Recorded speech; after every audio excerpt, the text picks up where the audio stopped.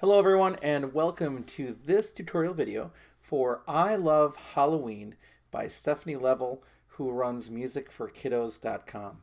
Now for this video I'm trying out some things differently. I'm trying a little different part of the house to do some recording.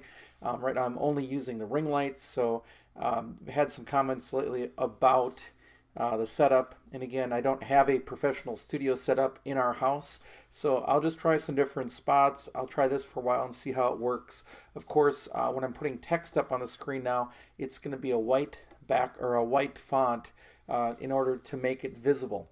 So with these tutorials, what I try to do is I try to take the play-alongs that I create on youtube.com/ukeplayalongs and then to create resources for people that want to go a little further. So in these tutorials I cover the chords that we use for the song and then also strumming patterns. So this video will include, if you take a look below in the description, a list of where you can jump to things that might matter to you. So for example, we will go over chords for both GCEA ukulele, which would be soprano, concert, or tenor, as well as baritone DGBE ukulele. So if you want to jump to those ahead, you can.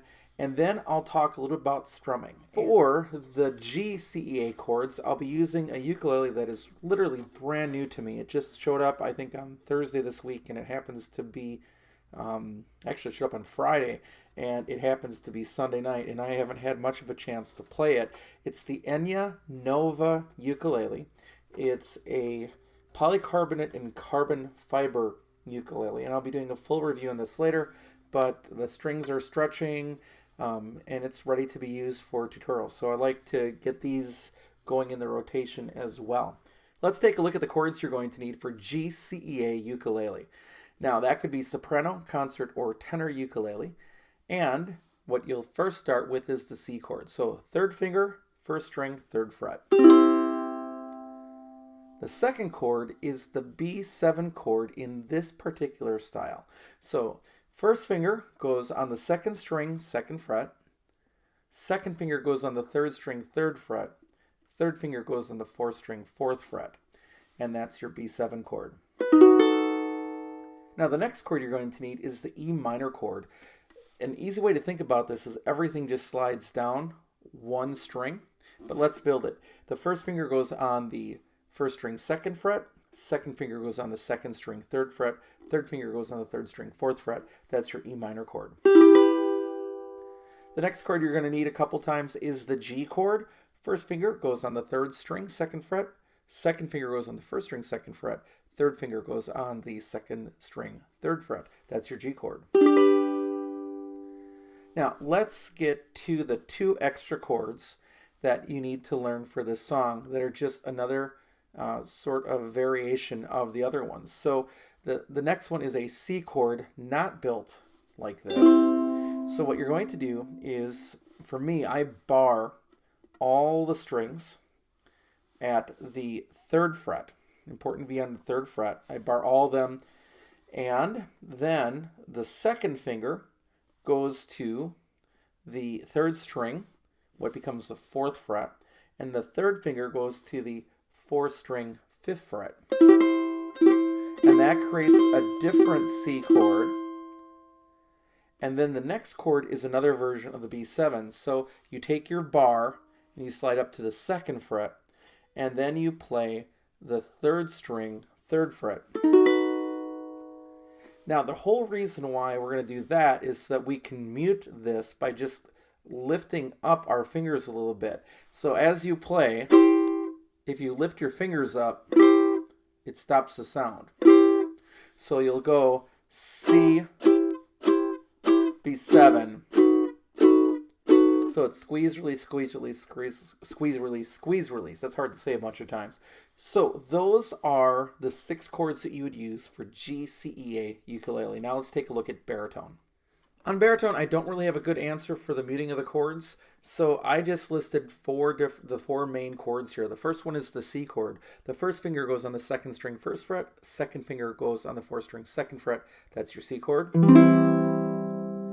The second chord is the B7 chord. The first finger goes on the fourth string, first fret. Second finger goes on the third string, second fret. Third finger goes on the first string, second fret.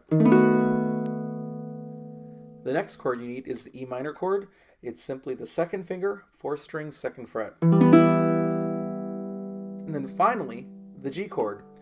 3rd finger, 1st string, 3rd fret. And those are the chords you would use for baritone.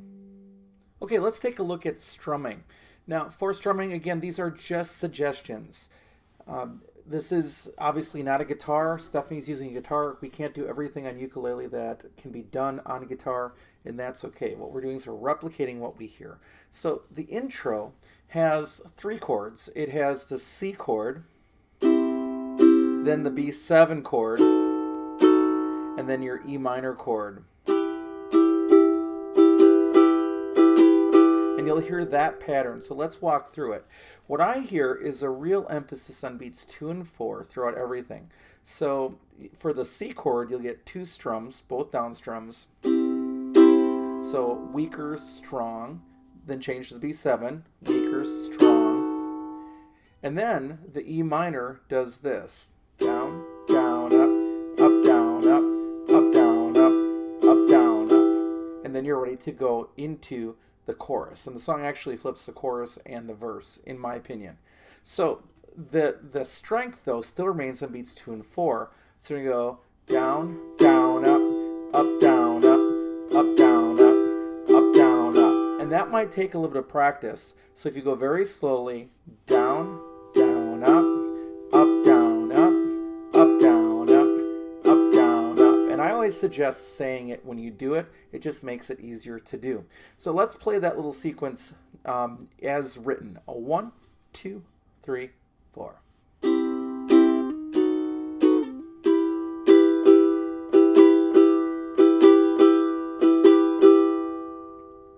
When we get to the chorus, we're using 4 chords now most of the time. So we get 3 repetitions of this sequence. Down, down.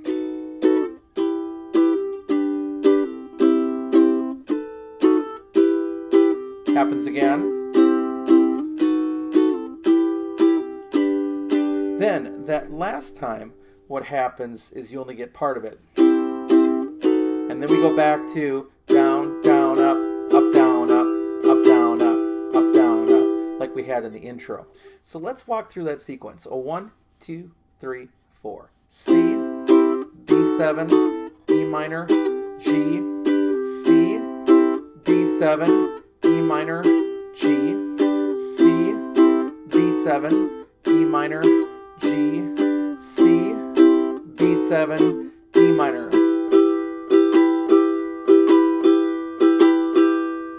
And that's really each of the choruses will follow that template.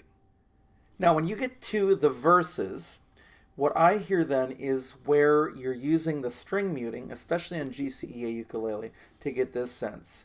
And it's 4 beats. I can boogie like a monster. I can jump like a frog.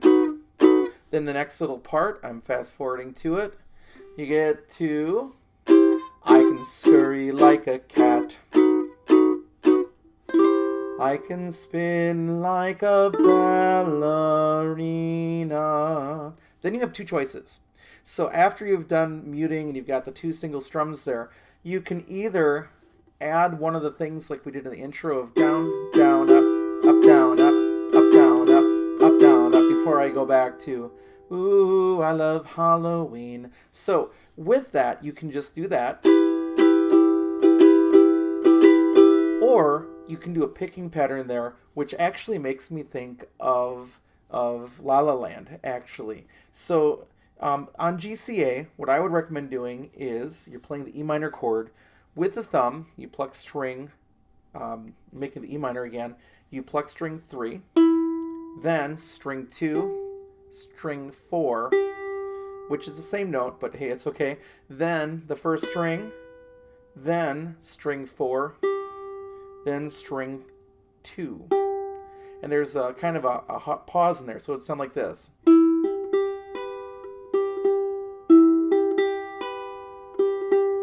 All right, that's what I would do on GCA ukulele. You're not going to get it fully sounding out. However, let's take a look at that on baritone. So when you're on baritone, what you can do is you can play the C chord with that single strum. like a ballerina, B7.